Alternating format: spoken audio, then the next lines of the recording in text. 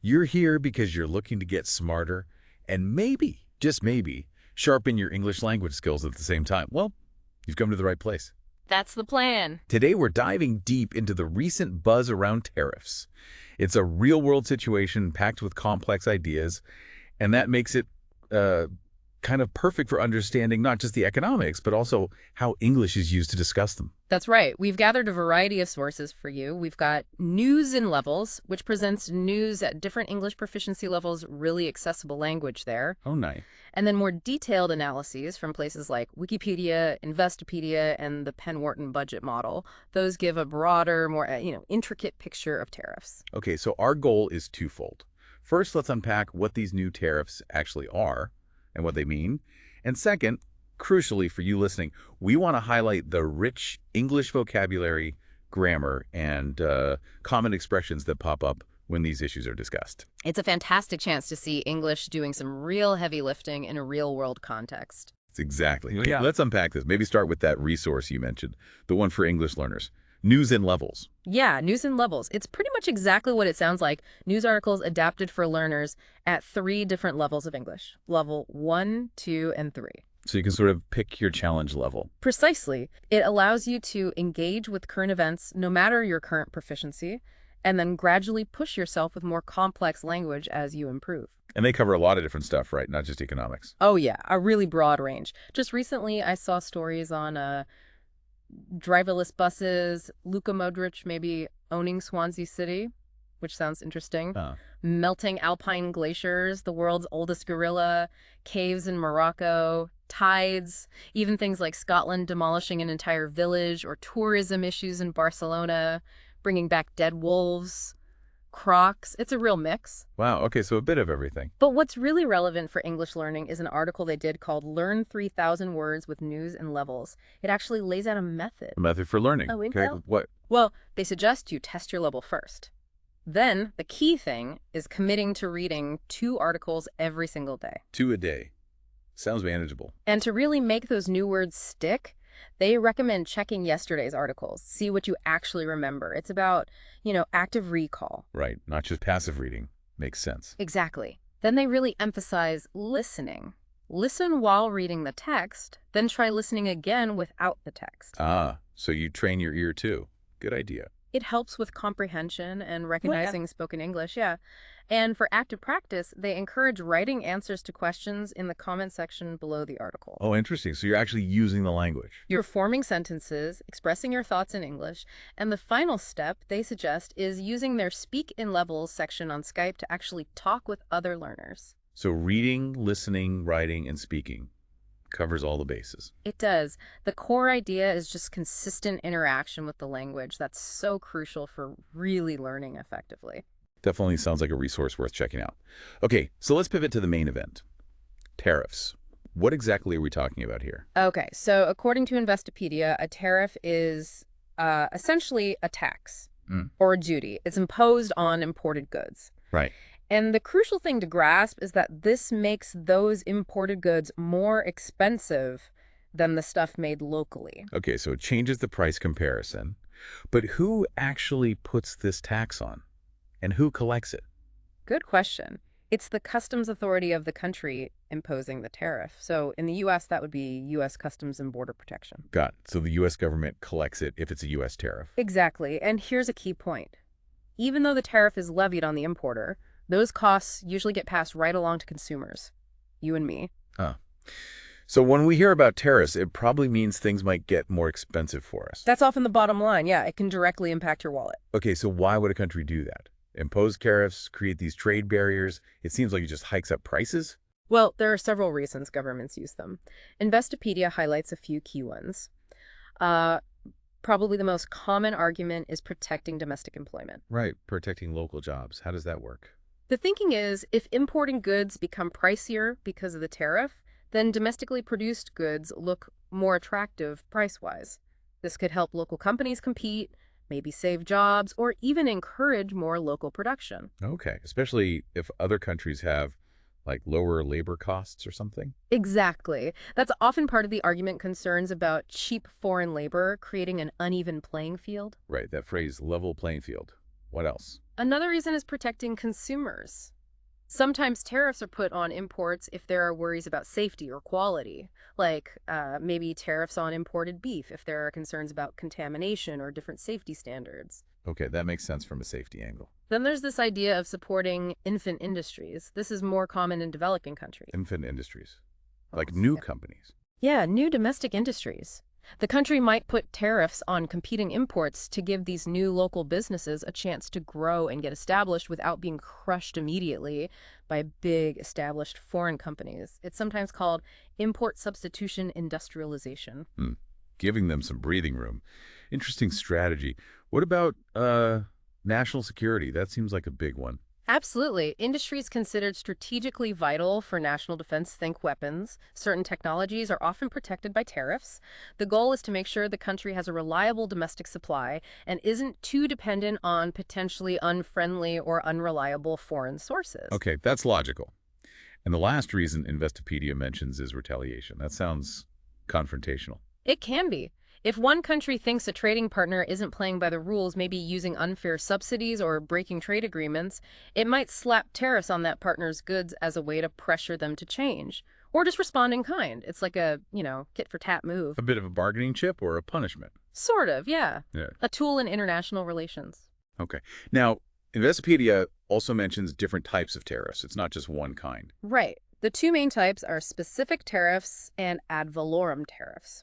A specific tariff is simple. It's a fixed fee per unit, like, say, $10 on every imported bicycle, regardless of its price. Okay, flat fee. Then there's ad valorem. That one's a percentage of the imported goods value. So maybe a 5% ad valorem tariff on a $100 imported rug adds $5 to the cost. If the rug was $200, the tariff would be $10. Got it. Fixed amount versus a percentage. Are there other ways countries restrict trade besides tariffs? Oh, definitely. These are called non-tariff barriers. Investopedia lists several common ones. Things like licenses limiting who can import stuff, or import quotas putting a cap on the total quantity of a specific good allowed in. Ah, so limiting the volume. Exactly. There are also things called voluntary export restraints, where the exporting country agrees to limit its shipments, usually under pressure, and local content requirements rules saying a certain percentage of a product has to be made domestically. Okay, wow. A whole toolbox for controlling imports. All right, let's shift gears now to the recent situation of the tariffs under the second Trump administration in 2025. What did our Wikipedia source say about that? Well, according to Wikipedia, the U.S. did introduce new tariffs, yeah. And how they did it is pretty interesting. The administration used the National Emergencies Act, the NEA, and also the International Emergency Economic Powers Act, IEPA. IEPA. Yeah, IEPA. They used these acts to put the tariffs in place really quickly. Using emergency powers for tariffs. That sounds like it might have raised some eyebrows. It certainly did. The Wikipedia article notes that a lot of economists and legal experts felt the emergency was basically, well, concocted, a way to get around Congress and the usual trade rules. So bypassing the normal process. Pretty much. IEBA had been used for sanctions before, but using it for such broad tariffs across the board was seen as, unprecedented, controversial. Okay, so the procedure was debated. What about the tariffs themselves? Wikipedia mentioned a reciprocal tariff formula. What's that about? Ah, yes, the formula. This is where it gets really interesting, and frankly, a bit weird. The idea of reciprocal tariffs is supposed to be about matching the trade barriers other countries put on U.S. goods. Sort of a you tax us, we tax you back the same way idea. Okay, sounds fair on the surface. How did they calculate it? Well, the formula they used, according to Wikipedia, involved looking at the U.S. trade deficit in goods with a specific country. The difference between imports and exports. Right, for goods only. They divided that deficit figure by the total value of U.S. goods imports from that country, and then they cut the result in half. Okay, that sounds specific. Can you simplify that a bit? Basically, they looked at how much more the U.S. buys from a country than it sells to it, in terms of physical stuff. They turned that ratio into a tariff percentage, with some adjustment. The key thing is, traditional economists usually think about tariffs differently based on a country's market power. This formula seemed, well, disconnected from that. So if the U.S. imports way more than it exports from country X, the formula spits out a higher tariff for country X. That seems to be the general logic, yes.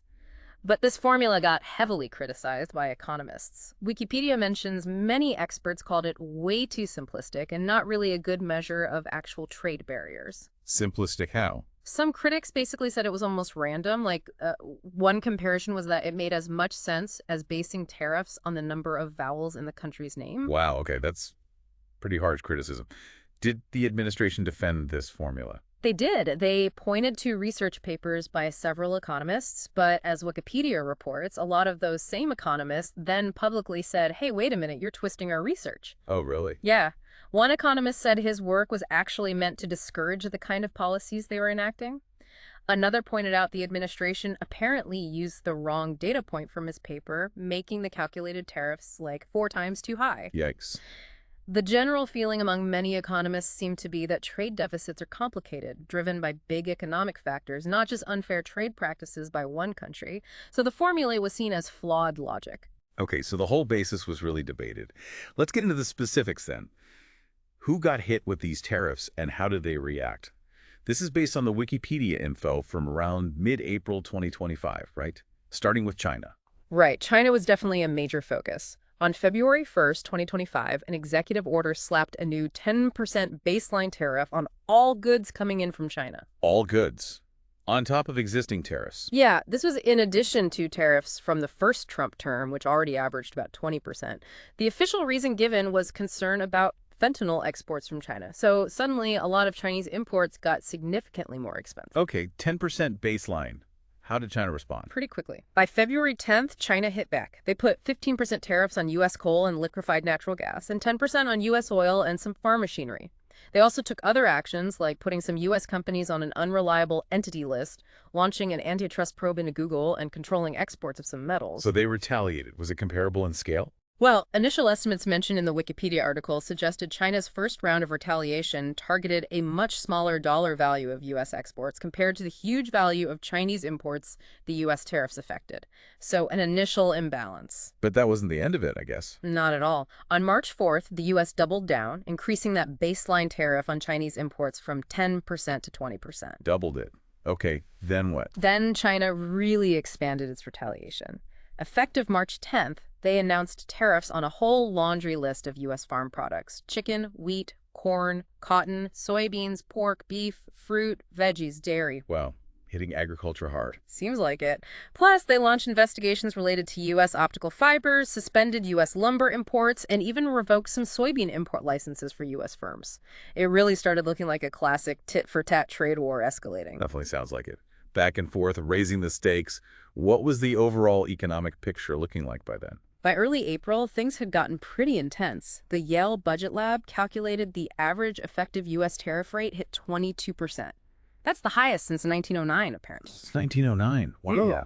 And another group, Inflation Insights, estimated the weighted average could climb even higher, maybe 25–30%.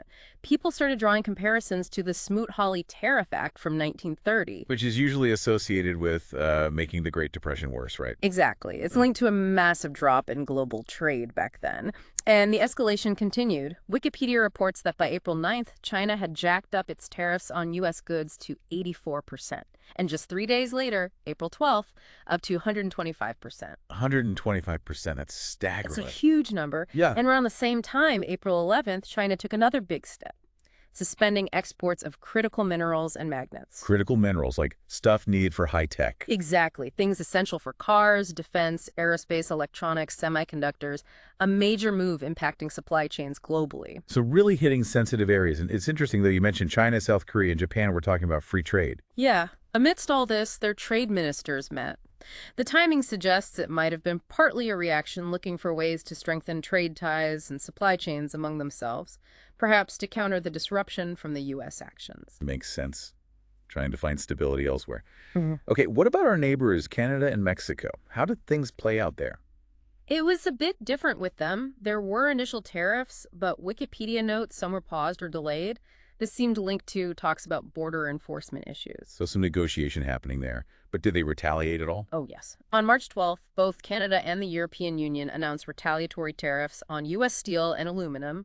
And then on April 9th, Canada put a 25% tariff on U.S. vehicles that didn't comply with the USMCA trade deal rules. Okay, so even close partners felt the need to respond. Mm-hmm. Any other countries that got hit in notable ways? Well, there were proposals for secondary tariffs, basically targeting countries that kept importing Venezuelan oil. There were also investigations launched into digital service taxes in other countries and into imports of specific things like copper, lumber, pharmaceuticals, and semiconductors from various places. So, widening the scope. Yeah. And some outcomes seemed odd, like Australia. The US actually runs a trade surplus with Australia. We sell more to them than we buy. But they still got hit with a 10% tariff. That doesn't seem to fit the reciprocal idea based on deficits. Not really. And even stranger, some tiny islands like Norfolk Island or Kingman Reef got hit with really high tariffs, possibly just due to data errors or misclassification since their trade is minimal. Huh. That really highlights the potential for weird outcomes with that formula. What about countries like Russia or Cuba, North Korea? Interestingly, according to Wikipedia, they seemed to largely avoid the brunt of these new tariffs. Meanwhile, Israel got hit with a 17% duty. It's a very uneven application, it seems. Okay, let's zoom out again. Yeah. What about the overall economic impact projections? What did the Penn-Wharton budget model say? Right. Their analysis is pretty key here. They basically frame tariffs as a direct tax on imported goods, and that burden falls on consumers through higher prices and on businesses that need imported parts or materials. Making things more expensive for everyone. Essentially, their model projected these tariffs could actually reduce the U.S. GDP, the overall size of the economy, and also lower wages, potentially even more than if corporate taxes were raised by a similar amount. Reduce GDP and wages. Why? The thinking is higher import costs dampen consumer spending. They also make it more expensive for businesses to produce things, which can lead to less investment, lower output, maybe less hiring. Okay, a ripple effect. Any other consequences they pointed out? Yeah, they noted that if the U.S. buys fewer imports, foreigners likely buy fewer U.S. assets, like government bonds. This could mean U.S. households have to buy more bonds, potentially shifting savings away from, more productive investments in businesses or capital. Shifting savings patterns. Plus, just the sheer uncertainty created by all these tariff announcements and changes. That itself can be damaging. Businesses might delay big investments or hiring plans. People might put off buying a car or house. You could see that volatility reflected in the stock market, big swings up and down with tariff news. Right, uncertainty makes everyone nervous. It really sounds like these tariffs could shake things up significantly. Now, we've used a lot of specific terms talking about this. Let's circle back to the English learning angle. How can listeners leverage this? This is really fertile ground for English learners. Just think about the vocabulary we've used. Tariffs, obviously, trade barriers, reciprocal, retaliation, baseline tariffs, supply chain, inflation, GDP, economic uncertainty. These are crucial for understanding global economics and trade news. And that term, de minimis, came up briefly too. Right, that refers to a threshold below which tariffs might not apply, like for small value shipments. Knowing these specific terms is step one. But it's more than just definitions, right? It's how they're used. Absolutely. Look at the grammar. You hear a lot of passive voice when talking about policy. Tariffs were imposed, rules were bypassed. It focuses on the action, not necessarily who did it. Okay. Passive voice is common in news reporting. Very. And conditional sentences. If tariffs remain, then prices might rise. Unless an agreement is reached, this could continue. Understanding how these if-then or unless-then structures work is key for discussing possibilities and consequences. And you see complex sentences linking multiple ideas. Analyzing those helps you build your own complex sentences. Good point. What about common phrases or idioms that came up? Loads of them. We talked about market reactions spurring into a frenzy. Using emergency powers for tariffs was called uncharted territory. When the U.S. increased tariffs, they doubled down. The back and forth with China was tit for tat. The formula raised eyebrows. Right. And we mentioned level playing field, bipartisan support, or opposition, and unfortunately even talk of insider trading or market manipulation. Exactly. Plus phrases like shake up when tariffs take effect or are in effect, the action itself, retaliate, or the more informal slap tariffs on. And things like a missed deadline, doing something on the sly, a problem that might loom, governments wielding a powerful tool like tariffs, considering the optics or public perception, and viewpoints being at odds with each other. Precisely. So if you're learning English, pay attention to these phrases in context. Don't just learn the tariff definition. Learn how people talk about tariffs. The news and levels approach writing, listening, writing, speaking apply to this kind of real-world topic is a really powerful way to improve. Absolutely. Okay, just to wrap up the tariff story itself, Wikipedia mentioned political and legal fallout too. Yes. There was a push in Congress, a bipartisan bill called the Trade Review Act of 2025. The goal was basically for Congress to reclaim some authority over tariffs from the executive branch. So, a reaction to the use of emergency powers. Seems so. Yeah. Lawmakers were reportedly frustrated, partly because decisions were often announced suddenly, sometimes on social media.